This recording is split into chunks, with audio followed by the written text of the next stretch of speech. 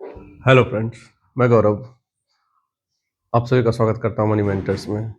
और आज का जो हमारा टॉपिक है वो है एनपीएस में जो भी लोग इन्वेस्ट कर रहे हो, चाहे वो गवर्नमेंट एम्प्लॉय हो या सिविलियन हो। क्योंकि आपको मैंने बताया था कि 2004 में जब एनपीएस शुरू हुआ था तो वो उस समय सिर्फ ये गवर्नमेंट एम्प्लॉय के लिए था, लेकिन बाद में गवर्नमेंट ने इसे आम पब्लिक के लिए भी खोल दिया। तो अभी जो भी लोग एनपीएस में इन्वेस्ट कर रहे हैं रिटायरमेंट से पहले, जैसे 60 इयर्स का उन्होंने उसमें रिटायरमेंट रखा गया है, तो रिटायरमेंट से पहले अगर वो डेथ कर जाते हैं तो उसके पैसे का क्या होता है, ठीक है?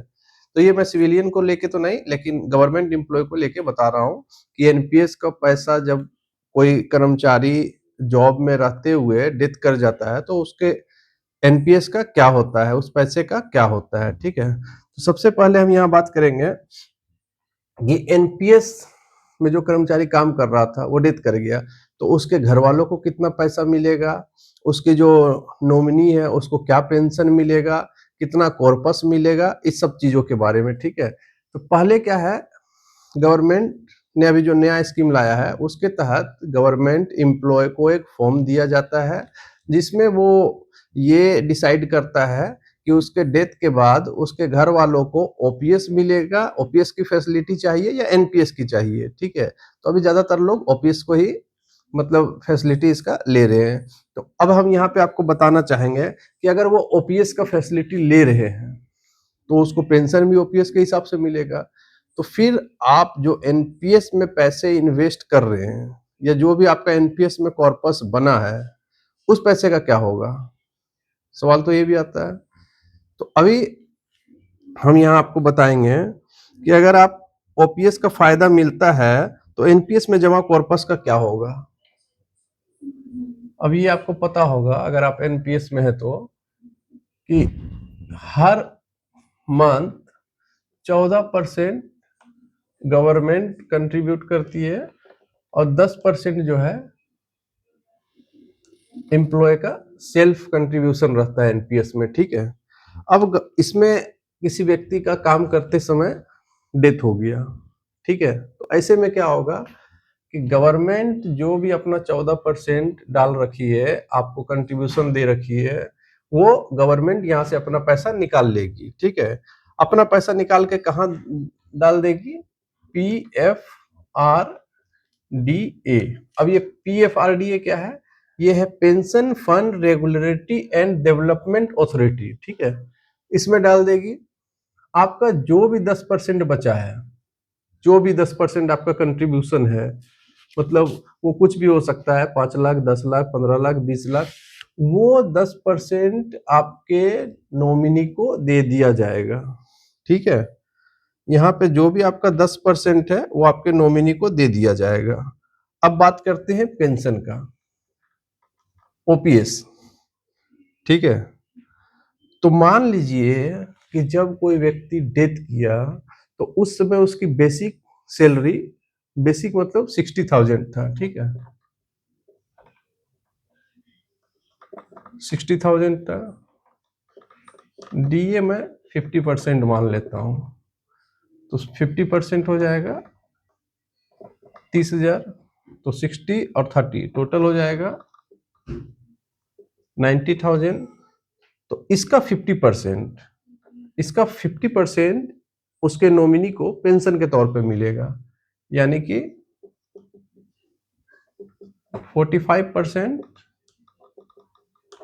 पेंशन के तौर पे मिलेगा। कब? जब उसको ओपीएस का फैसिलिटी मिलेगा, ठीक है? अब बात करते हैं एनपीएस का।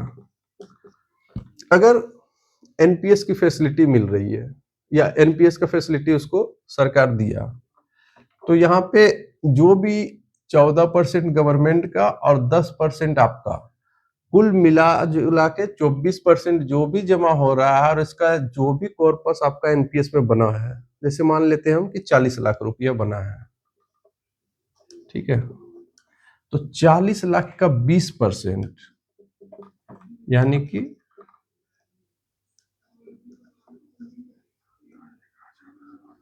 ये 8 लाख रुपया नॉमिनी को उसी समय दे दिया जाएगा, ठीक है? अब बच गया इसमें 32 लाख रुपया, ठीक है। अब ये जो 32 लाख रुपया बच गया, तो इसका जो है नॉमिनी को एन्युटी एन्युटी परचेज करना पड़ेगा, ठीक है। अब ये जब एन्युटी परचेज करता है 32 लाख रुपया का, तो मैं आपको एनपीएस के कई क्लास में बता चुका हूं कि अभी जो एनपीएस में पेंशन चल रहा है वो 7% के दर से चल रहा है, ठीक है। तो जब ये 32 लाख का एन्युटी परचेज करता है, तो 32 लाख का 7% के हिसाब से इसको मिलता है 2,24,000 रुपया ईयरली, ठीक है। 2,24,000 रुपया ईयरली मिला। अब इसको अगर हम 12 से डिवाइड कर देंगे तो हमारा मंथली निकल जाएगा। तो मंथली कितना हो जाएगा ये 18,666 रुपया, ठीक है। अब आप यहाँ साफ देख सकते हैं कि ओपीएस में मिल रहा था इसको पेंशन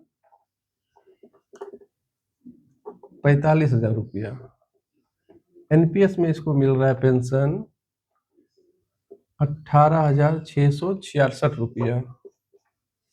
तो मतलब डबल, या मान के चलिए आप 2.5%, मतलब 250% एक्स्ट्रा मिल रहा था ओपीएस में। तो अगर छोटी सी गलती आप करते हैं, एनपीएस को सेलेक्ट कर देते हैं, तो आपको काफी बड़ा नुकसान हो सकता है, ठीक है। तो जब भी इस तरह का कोई फॉर्म भर रहे हो तो उसको ध्यानपूर्वक भरें। अगर आपको इसका आइडिया नहीं हो तो गूगल, यूट्यूब, जहां से भी आपको वित्तीय सलाहकार कोई अच्छा मिले उससे पूछ के ही इस तरह का डिसीजन लेना है। नहीं तो आपके जाने के बाद आपके घर वाले को काफी फाइनेंशियल नुकसान हो सकता है। धन्यवाद।